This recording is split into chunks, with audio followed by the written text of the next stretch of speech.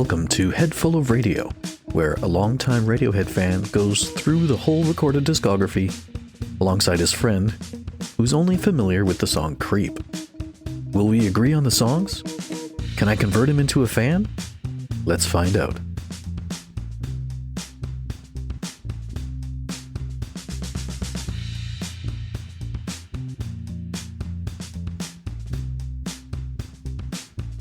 Yeah, so today's episode is High and Dry, which is the second song on the double A-side single, Planet Telex / High and Dry.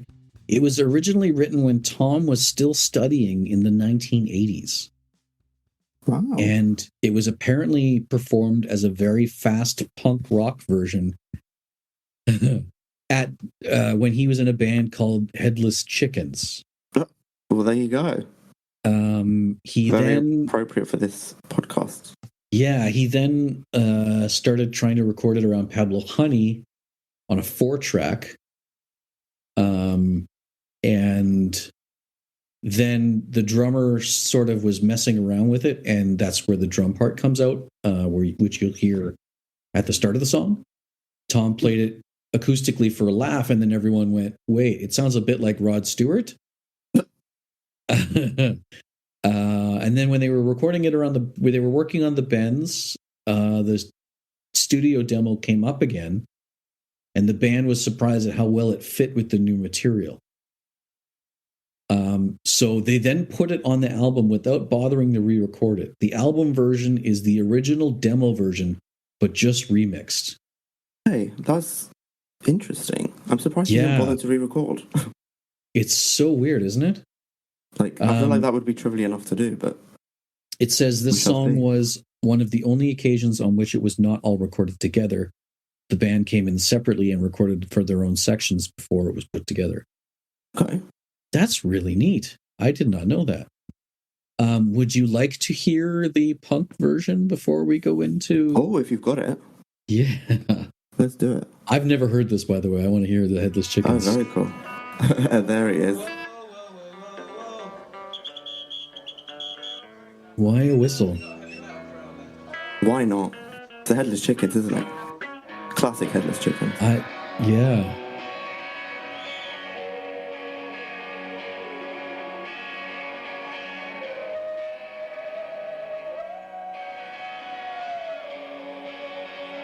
Okay.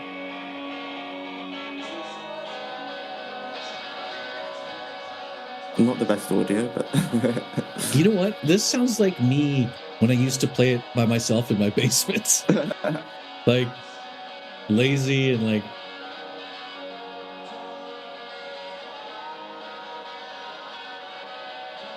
All right. Oh, okay, yes, I'm remembering a bit of this song now. Look at that bass player in the back just making fun of the thing. Oh, very generic drums. They are an interesting looking bunch, aren't they? Yeah. Wow. Okay, I think I've heard enough of this. Yeah, I feel like I get the gist. Now let's just jump into the real one. Let's do it. Go! Oh, okay. Does that feel better? Yeah, but... Oh, okay.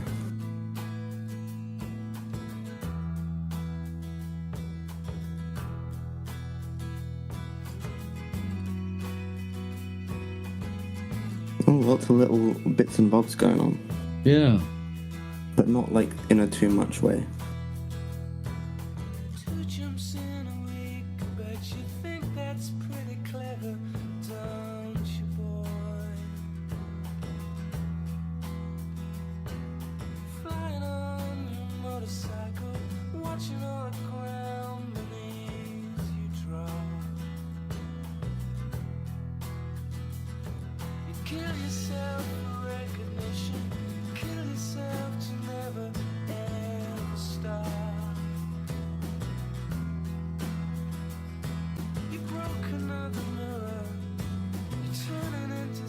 Can you imagine just having this song written as an acoustic demo for like 2 years. Yeah, I mean, it's quite simple, but it's just really, it just works. Pretty. Yeah.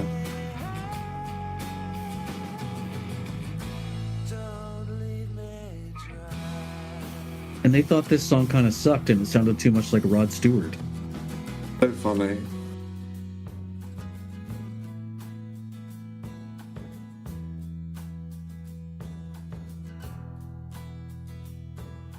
So interesting coming off the back of Planet Telex, though. It is, yeah.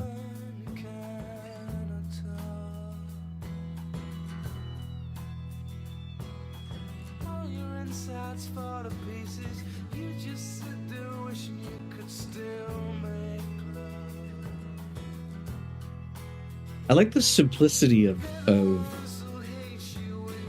some parts in this that I don't really listen to. Like, Radiohead is a very guitar-y band because there's three people playing guitar. And yet, the bass is playing a very integral role to this song, I think. I feel like it's rooting the song in, like, sort of the melancholy that it sits in. Yeah.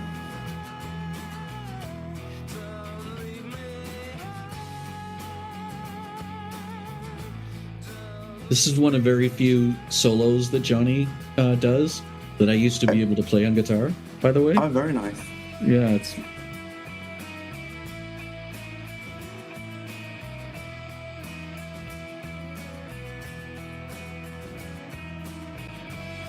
Ooh. Thinking about ratings, and I'm getting myself into a sticky situation now. Oh, boy. Just thinking historically where things have sat, and if I give it this score, I might think it's equivalent to something else, but then if I bump it up, that feels really high because of what other things are at that point. Right.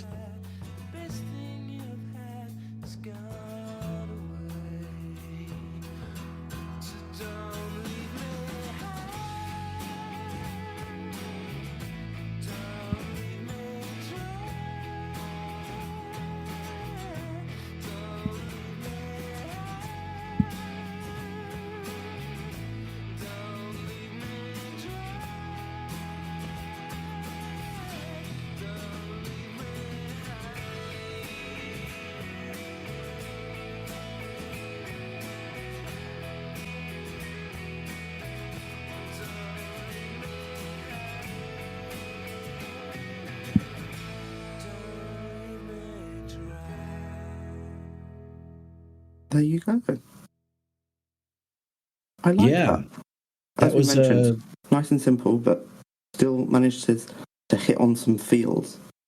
Pretty big song in their history as well. From my memory, it was played a lot on radio and a lot on, well, much music in Canada. I'm not sure about in the US, but I know in Canada it was played quite a bit up here. Okay, I can see that. I mean, it's a very easy song to listen to. Like, I think it's just, yeah, it's hard to not be into it, really. Like, it's kind of like, yeah, what would you have to feel strongly against it about? Yeah, exactly. It's perfect music for November. Yes, actually so true. That's maybe why I'm feeling so, like, you know, resonatey with it, even though it not being as complex as some of the other stuff. And in a couple weeks, you will, actually on Boxing Day this year, you will be reviewing 2 different music videos for the song. One that was done in the US that was almost very sort of out of Pulp Fiction, and then another one where the band is just hanging around in what looks like a sexy RV.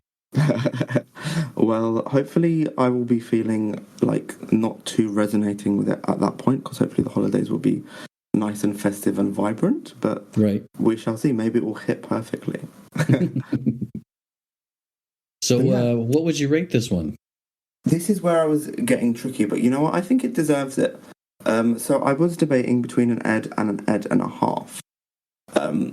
And I don't think it would be fair to give it an Ed with some of the other things I've put at Ed level. Because I just really do like this. Like, I feel like it's such a re-listenable song in like so many different ways. So I am going to give an Ed and a half. I too will be giving the same score.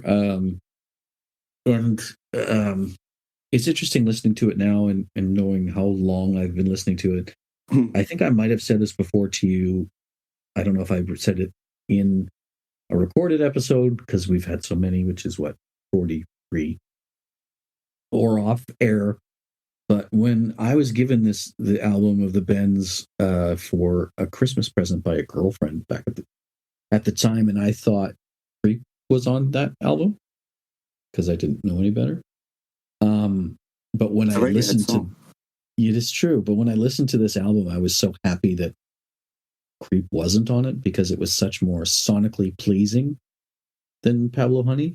And actually High and Dry was the first song I learned how to play by Radiohead. So I feel like I would be doing myself a disservice if I rated it anything lower than a Dead and a Half because of the history I have with this song. Yeah, I think it deserves it. I think, again, it's not like the most complex song, but I think it just works for what it is, 100%. Like where we were talking in previous episodes about liking the simplicity but wanting more, I feel like this struck that balance well. Absolutely, 100%. Well, it's been pleasuring. Has it been? It's been pleasing. All of a sudden, we're back at Los Angeles. I can stretch to pleasing. I can give you that. This has been a pleasing episode for me. I'm pleased by the outcome of the pleasure we had. I'm pleased at how pleased you are, and also for myself. I don't know if I'm quite as pleased as you are based on some of the things I've just heard. But I think I'm not very high. I am very dry. Okay, that's good to know. Okay. I also maintain and, agree. So there we are. Thank you, sir. I will see you next week. Yes, goodbye, everyone. Goodbye. Oh, that was fantastic way to end. Okay, how do I say stop? Oh, yeah.